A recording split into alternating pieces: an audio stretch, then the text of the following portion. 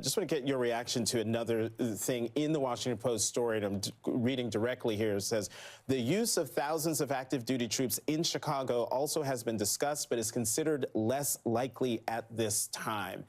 We saw him do that with active duty Marines on the streets of Los Angeles. What would the reaction be in Chicago if the President of the United States does indeed put active duty military on the streets of Chicago? Well, again, the city of Chicago does not need a military occupied state. That's not who we are. And I commend the work of Mayor Bass, my colleague, and all the folks in Los Angeles who stood up and fought, against this, authoritarianism. Here's the bottom line. They don't have police power. There's nothing they can do. These are federal troops. They do not go through the training that our police officers go through, so they cannot even enact police authority. But Mayor Johnson, they don't have it now.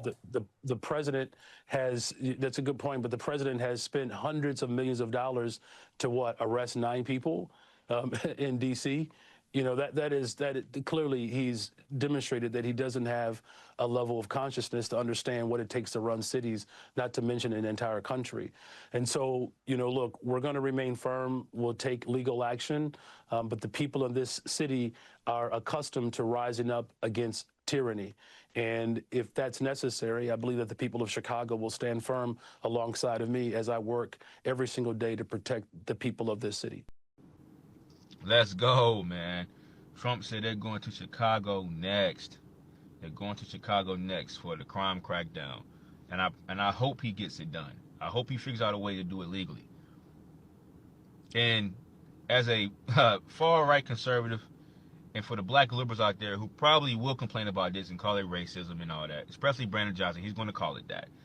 If you complain about this, about Trump trying to crack down gang violence or just violence in Chicago, and we know they are one of the most dangerous cities in America and in the world.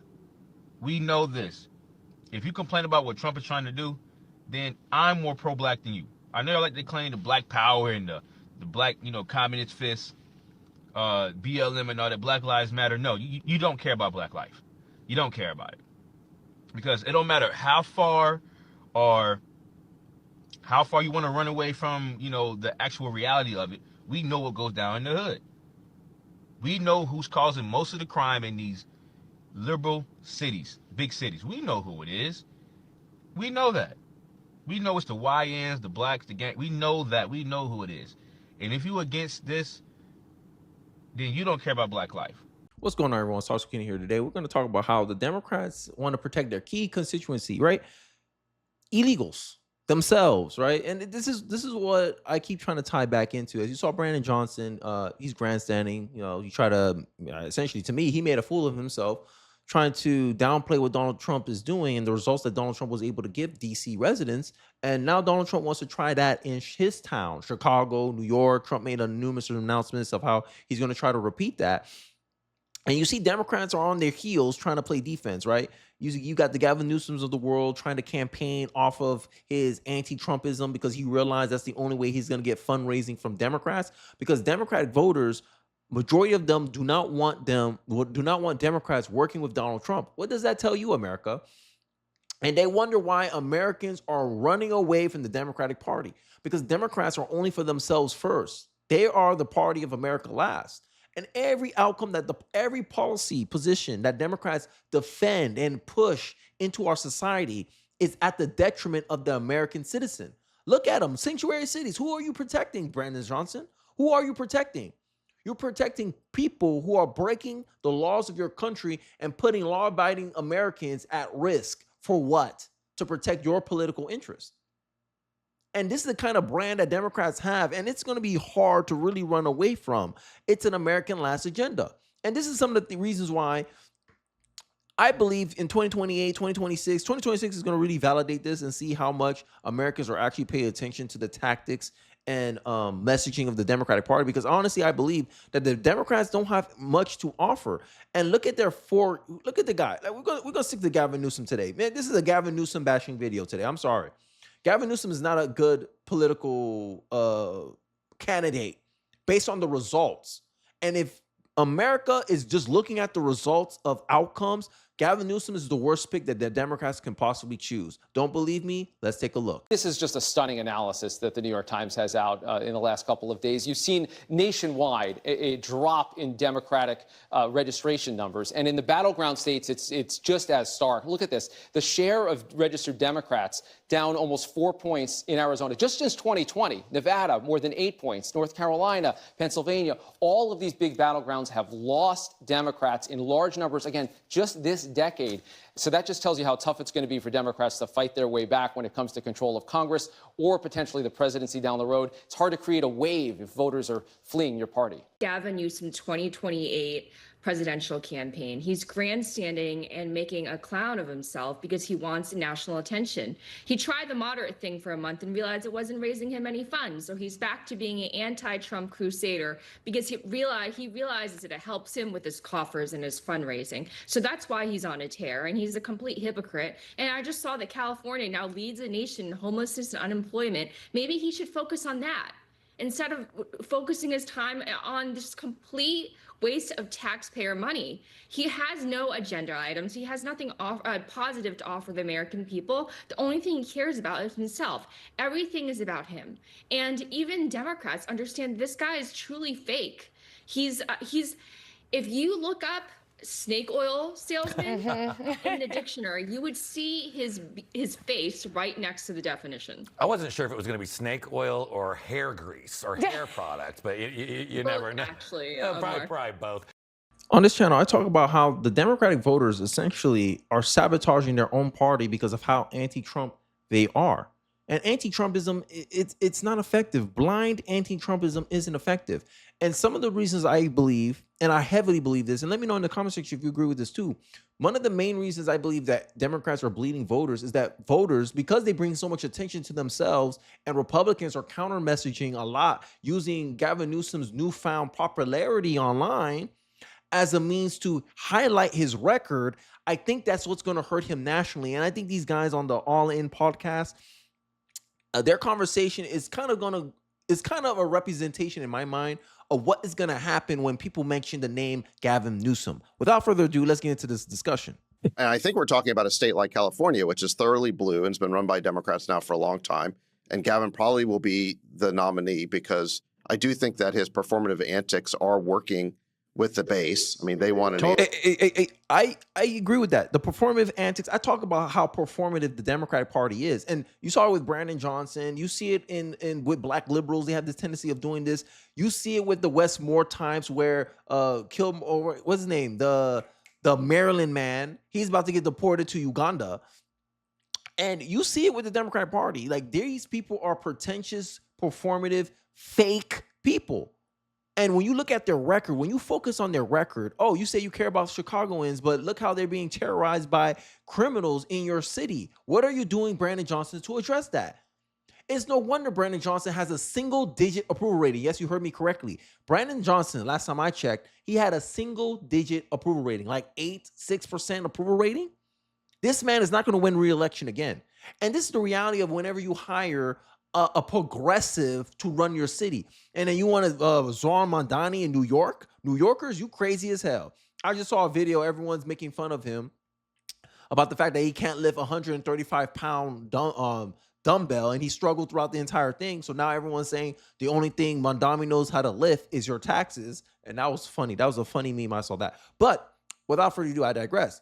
But this is the kind of thing that is hurting Democrats. Democrats are focusing too much on flash, the performance. But that's what gets liberals. And I talk about this, and liberals want to get mad at me.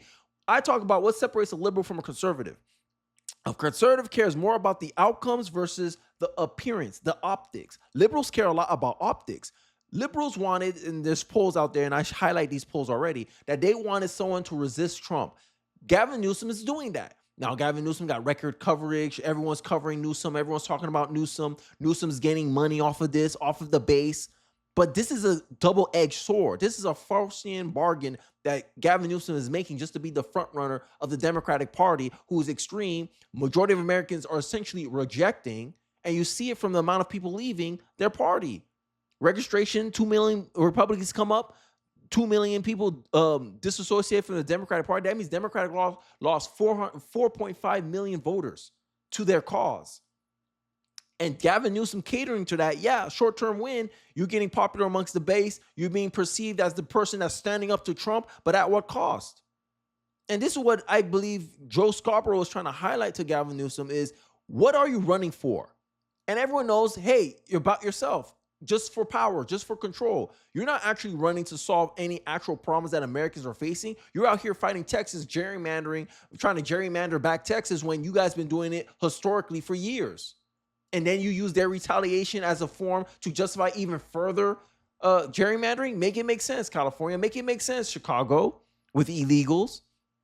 On this channel, I highlight their interests a lot. How a lot of things they do is for their own self-interest. And they use this moralizing virtue signaling as a mask to cover the obvious political interest that they're doing these things for. But I digress. Let's get back into the clip. Anti-Trump.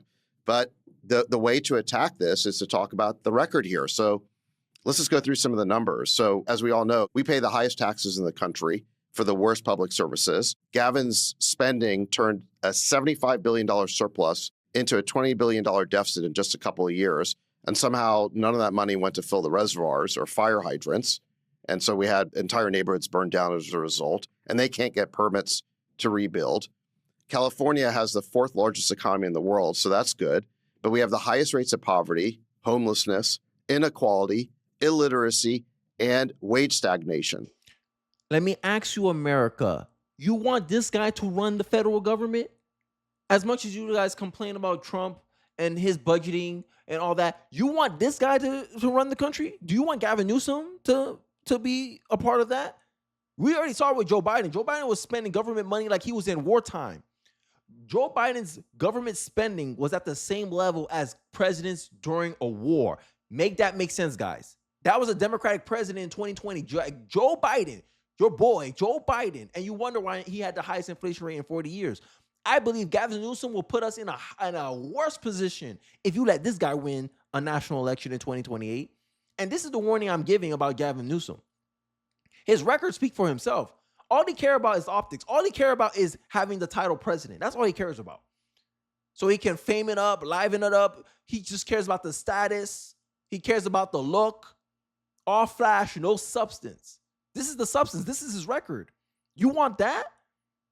A state he dominated, his party dominated for decades on decades on decades. And look at the state of it. Some of the highest taxes in the country, but you have the worst public services. Make that make sense. You spend so much taxpayer money what's the outcome of that spending? You spend $24 billion on homelessness. What was the outcome, Gavin Newsom? Homelessness increased in your state. At least if you could not end homelessness, you would think that homelessness will decrease after you spend $24 billion. But no, mismanagement. But do these blue city people choose an alternative, choose someone else who's actually more effective? No, because all they care about is optics. All they care about is, hey, I'm comfortable failing with Democratic leadership than succeeding with Republican leadership. And that's the true political tribalism that I'm calling out the Democratic Party and their supporters for. But I digress. Let's continue. So yes, wage stagnation, JCal, is the highest in the country. And we have the third highest unemployment among the 50 states. We're second only to Hawaii in housing costs. So you want to talk about making promises to lower housing costs. But if you look at blue states like California, they're among the worst. We're the worst in energy costs. And we have the highest rate of both retail crime and frivolous lawsuits. And that's why businesses are moving out of the state. You may have seen that Bed Bath & Beyond said that even as they're opening 300 more physical stores, they're not going to return to California. It's just got the CEO mocked by Newsom because he never actually takes any of the criticism to heart. He just sort of deflects it. So until the Democrats, I think, confront why they really lost, okay? And it's not just because of the style of Trump. They want to just attribute it to Trump's style. But the reality is it's because of the policies. Populist policies, and it's about the record. And until they're willing to confront those things and change their policies, then I think they're going to continue losing. Voting for the Democratic Party is doing the same thing over and over and over again. and expecting a different result. Like what results are you expecting differently, Democrats? And this is why they focus so much on messaging, like fluff stuff. They don't want to do the real work. This is one thing I recognize about the Democratic Party. That's why I made that video about how lazy and cowardly the Democratic Party are. Because they don't want to admit that, damn, maybe we are the bad guy here. Maybe we're the one in the wrong. No. And this is why I say, like, a lot of Democrats and their voters, like, end of the day, the party, like they say, politics is a downstream of culture. In liberal culture, there's this self-esteem culture that liberals love to push. Like, you're perfect the way you are. You don't need to change for no one. You're perfect. You're like body positivity. You see it in liberal culture, in liberalism, how they just accept everything and enables mediocrity. And you see it in the party, in the politics of the party. They don't want to change. They don't want to deflect. They want to focus on superficial crap like, oh, it's the way we message to people. This is why they're rejecting us. No, it's the substance. People see you push a policy. They see Republicans push a policy. Then when ish hit the fan, people were like, yo, I'd rather live in Florida than California. The whole thing during COVID, look at the crime rates in LA. It was actively spoken upon about how bad crime was in LA and what Gavin Newsom did about it. Did he do anything to fix it? People was talking about the cleanliness issue in San Francisco, how dirty it was, how there was needles all over the streets, all over the subways, all over the transportation system. They're like, oh my God, look at all this homelessness. And what Gavin Newsom do? Oh, just shove it in the corner somewhere, get it out of everyone's eyes, hide it, mask it. And this is the problem we see. And this is why, like, as an American, this is not like, I don't want to tolerate a Democratic Party like this. You want and the only way they learn, and this is the harsh truth about the Democratic Party, the only way they learn is if they keep losing election after election after election. That's when they're going to get it. Because right now they think Trump winning was a fluke. That somehow Americans believe in misinformation. That's why they won. Yeah, sure. It was misinformation when you told us the border was secure, right? And then when we see Trump version of a secure border, we're like, no, that's a secure border. 0 illegals for 3 straight months had not been released into the country. So you call Biden's mess a secure border. No, this is a secure border. Oh, crime is not a problem in DC. Trump goes, no, it is a problem in DC. Let me show you how. He federalized the DC police. He added the National Guard into the DC police. And what happened? Crime went down 35% in a week. People saw the difference. And when you do the compare and contrast between what Democrats push and what Republicans push, and you're allowed to see the outcome, you're allowed to see the record on its own, it's the obvious choice. No one with a functioning brain would support the Democratic Party as it is right now. Let me know your thoughts in the comment section below. Let me know what you think about this whole circumstances, about this this fluff that the Democrats are trying to push and think that it's going to help them win 2026 and 2028. Do you believe the Democratic Party is delusional, or do you think they actually know what they're doing, but they're not willing to change anything because it can hurt them with their base? I'd like to hear your thoughts and perspective in the comment section below. Don't forget to like, comment, subscribe. Please share this video if you feel some kind. It really does help me on an algorithm, and I'll catch you guys on the next one. Peace.